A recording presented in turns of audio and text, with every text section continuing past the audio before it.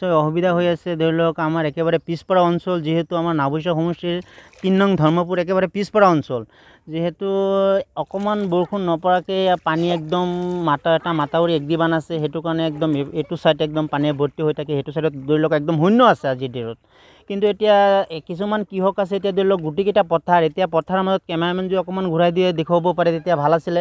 পথাৰটো দেখুৱাবলৈ বেছি ভাল আছিলে। কেলৈ আপোনাৰ ধৰি লওক যিমান ধান আছিলে চব ধানকেইটা ডুব খাই গৈছে। কিন্তু এতিয়াতো কিবা এটা আহাত মানুহে ধানটো লগাই আছে যে কেইটামান ধান পাব, এতিয়াতো একদম আজিৰ ডেটত একদম শূন্য হৈ আছে। মানে ধান চবকেইটা ডুব গৈ আছে। পুখুৰী চব পুখুৰী চাওক না, পুখুৰীৰ অৱস্থা। যিমান মাছ আছে, মই কালি 50 কেজি পোনা ছাড়িছিলোঁ, সেইকেইটা মাছ আজিৰ ডেটত নাই। আজিৰ ডেটত শূন্য হৈ আছে। পুখুৰীৰ ওপৰেদি পানী গৈ আছে।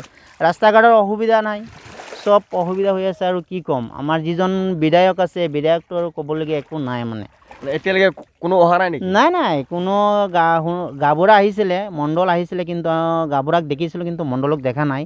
ক'ৰবাত গৈছে, এইটো গম নাপাওঁ, কিন্তু ৰাস্তা ঘূৰি গৈছে, দেখা নাই। যিহেতু বিধায়ক আছে আপোনালোকৰ, স্থানীয় বিধায়ক আছে, বিধায়ক ক'ত আহিব? আগতে যদি অহা নাই তেতিয়া এতিয়া বিধায়ক ক'ত আহিব? বিধায়ক অহা নাই নহয়।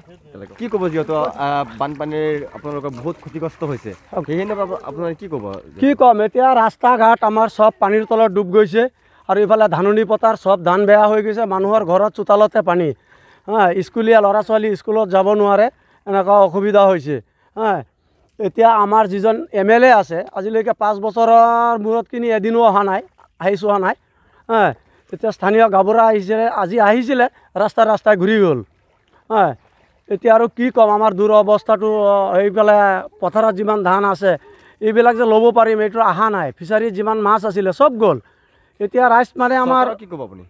চৰকাৰক মানে এইটো আমি বিনম্ৰভাৱে অনুৰোধ জনাওঁ যে পইতা নদীৰ পূবফালে যিটো মথাউৰি বান্ধি দিছে, পশ্চিমফালৰ মথাউৰিটো অতি সোনকালে যিকোনো উপায়েৰে, যিকোনো আঁচনিৰ পৰা এইটো মথাউৰি বান্ধি দিলে আমাৰ পশ্চিমফালৰ ৰাইজবিলাক অকণমান শান্তিত থাকিব পাৰিম।